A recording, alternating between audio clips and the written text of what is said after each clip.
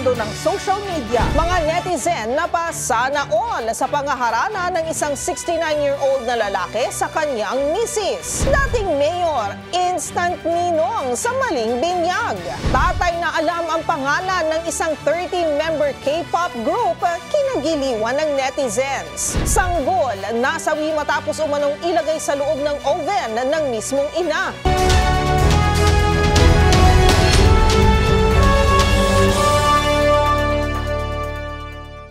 Sure akong ang lahat ng kwento o viral video ay hindi umaabot sa wall mo.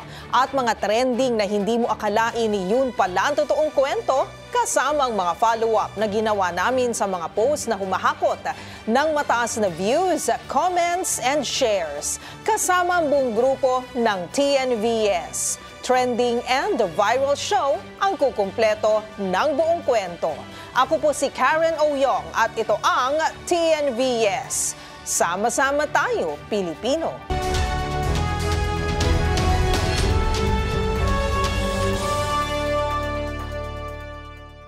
Para sa ating unang trending story, walang kupas na pag-ibig. Kilig ang hatid online ng mag-asawang senior citizens dahil kahit ilang dekada ng kasal, sweet na sweet pa rin ang mga ito sa isa't isa. Sa viral video na in-upload ng kanilang apo, makikita ang hinaharana ng 69-year-old na si Lolo Melchor ang kanyang asawa na si Nanay Lourdes. At may pa-flowers pa ito para sa kanyang misis. Halina't sama-samang kiligin sa trending report ni Pamela Adriano.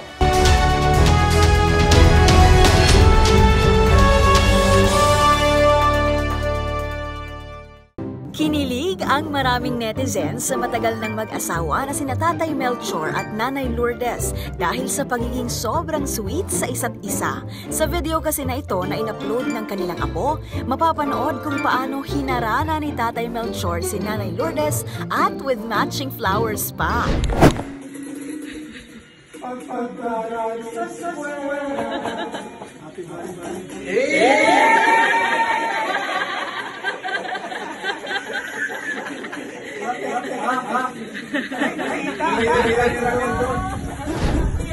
Si 69 na si Tatay Melchor at 76 naman si Nanay Lourdes, pero tila hindi pa rin kumukupas ang pagiging malambing nila sa isa't isa. Makikitang abala sa paggawa ng yelo si Nanay Lourdes nang bigla na lamang mangharana ang kanyang mister noong Valentine's Day. Kaya naman kilig na kilig ang mga netizens sa comment section. Komento ng isa, ito raw ang definition of true love. Ang sabi naman ng isa pang netizen, nagpapakita raw ito ng unconditional love. May isa ring nagkomento na ang cute daw dahil hanggang ngayon ay kinikilig pa rin sina Tatay Melchor at Nanay Lourdes. Sa ngayon, humagot na ng mahigit 800,000 views at higit 170,000 likes ang video na ito.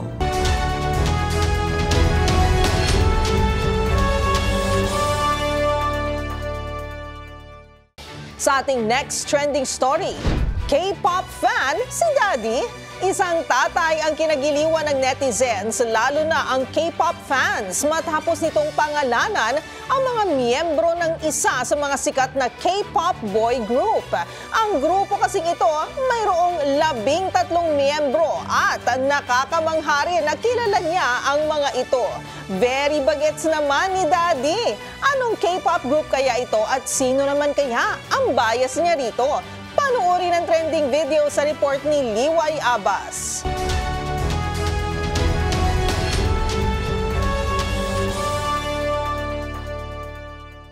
Tila yata iba na ang impluwensya ng K-pop wave ngayon hindi lang sa kabataan kundi pati na rin sa mga matatanda. Isang tatay kasi ang kinagiliwan at pinusuan ng netizens, lalo na ang K-pop fans dyan, matapos niya isa-isang pangalanan ang 13 miyembro ng isa sa mga sikat na K-pop boy group ngayon na 17. Ang fellow Karat na si Bianca, aliw na aliw sa kanyang daddy dahil hindi niya rin inakalang kilala pala ng kanyang ama ang mga miyembro ng naturang K-pop group. Sa isang seasonal greeting merch ng 17, makikita ang solo photos ng 17 members na sina Scoops, Jonghan, Joshua, Jun, Hoshi, Wonu, Uji, DK, Mingyu, Minghao, Seungkwan, Vernon at Dino. Ano? Si Scoops. Si Jonghan. Si Joshua. Si Mingyu.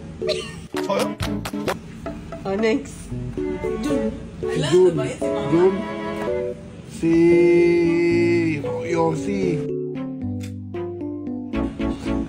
Yossi. Si Mingyu. Tama ba? Sige, next. Si Hoshi. Si Minghao. Si Mingyu. Si DK. Si Sokwan. Si Vernon. Si Dino. Oh. Diba? Pero ang daming Mingyu.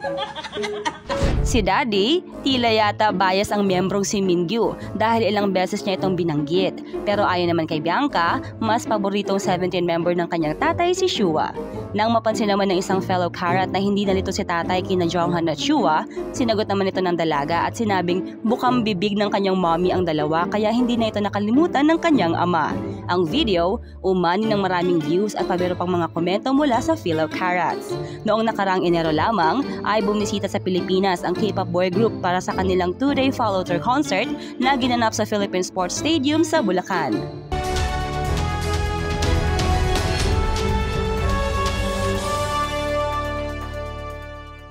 Sa ating next viral story, sanggol patay.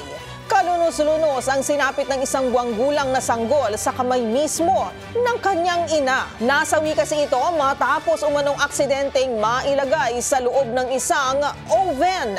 Batay sa inisyal na investigasyon ng otoridad sa Amerika, may problema sa pag-iisip ang nanay na suspect. Ang kabuang kwento ihahatid sa atin ni Millie Borja.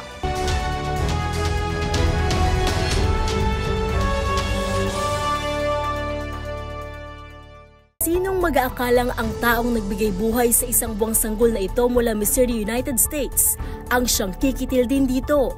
Kalunos-lunos kasi ang sinapit ng sanggol matapos itong aksidenteng mailagay sa loob ng oven ng mismong kanyang ina. Ang suspect ay kinilala bilang si Marae Thomas, 26 anyos, na ngayon nahaharap sa kaso at maaaring makulong pa ng 1 dekada o higit pa. Ayon sa report ng otoridad, sinabi raw ni Marae sa kanyang mga magulang na wala sa bahay ng mga oras na yun na ibinaba niya lang ang sanggol para patulugin. At ang napagkamalan niyang crib, isa palang oven. Natagpuan na lang ng mga pulis na wala ng buhay ang bata habang may ilang bahagi ng katawan nito ang nasunog. Kabilang na ang natunaw na damit. Bagamat wala pang inilalabas na ibang detalye ang otoridad patungkol sa pahayag ng pamilya at mental history ng suspect, ayon sa ilang report, lumutang ang isang nagpakilala umanong kaibigan nito at sinabing may problema sa pag-iisip si Marae noong bata pa lamang siya. Tumigil daw itong uminom ng gamot simula nang isilang ang kanyang anak. At 1 buwan matapos manganak, lumala ang sitwasyon ni Marae. Dagdag pa nito, iniisip umano ng suspect na gusto lamang siya ng mga tao dahil sa kanyang anak. Ngunit sa kabila nito, naniniwala ang kanyang kaibigan na hindi ginusto o sinadya ni Marae ang sinapit ng bata. Sa Facebook post nga nito kamakailan, masaya pa niyang ibinabahagi kung gaano ito kasaya na dumating ang anak sa kanyang buhay.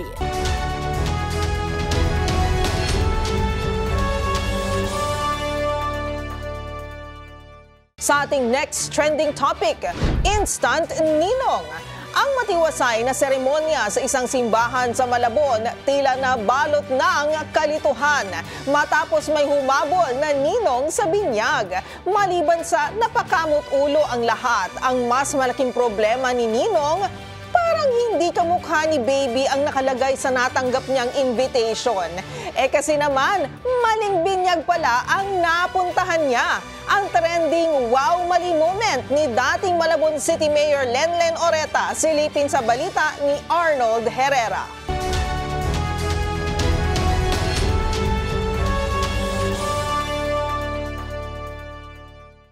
Instant ninong, madalas sa kasal at kung minsan, sa binyag. Yan ang aliw na eksena ng dating alkalde ng Malabon City na si Lenlen Oreta matapos itong aksidenteng dumalo sa maling binyag.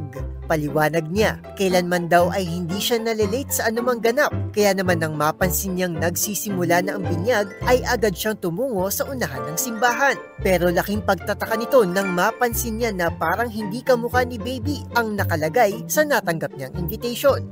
Kasi naman, maling binyag pala ang napuntahan niya at susunod pa lamang ang binyag ng kanyang tunay na inaanak. Sa kanyang Facebook post, todo sorry naman ang dating alkalde dahil sa epic wow mali moment niya sa naturang binyag. Bagay na kinaaliwan ng netizens, maging ng nanay ng bata. Anya, yung mga ganitong sorpresa ang nagpapaalala sa atin kung gaano ka-unpredictable ang buhay natin. Gayunpaman, masaya pa rin ang lahat dahil napuntahan pa rin naman ni Oreta ang binyag para kay Baby Jessica Zandra, ang kanyang tunay na inaanak. Sa hiwalay na post, winelcome niya rin ito sa Christian world na may kasama pang munting mensahe para rito. Ayan, tama na ang napuntahan kong binyag pagbibiro pa nito sa kanyang caption.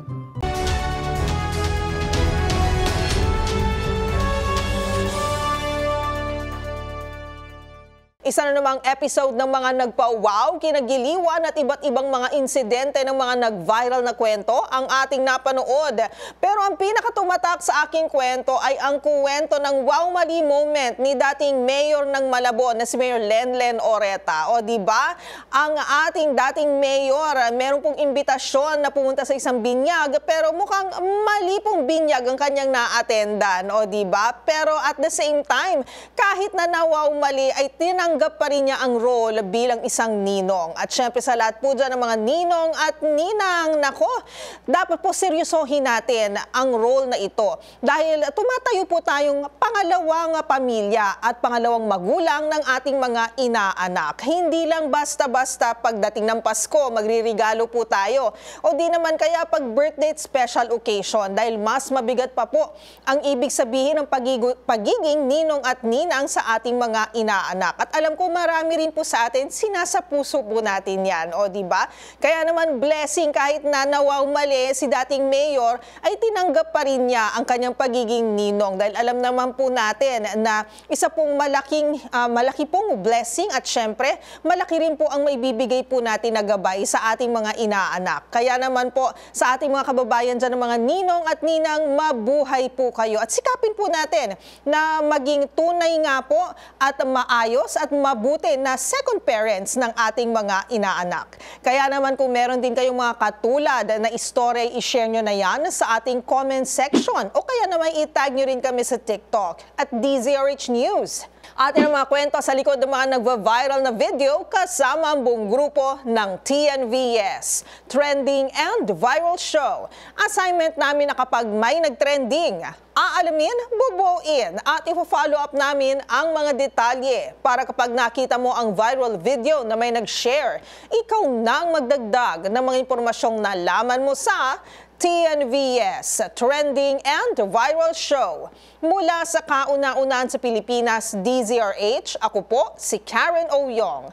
Tuloy-tuloy sa pagbabalita, tuloy-tuloy sa serbisyo, sama-sama tayo, Pilipino.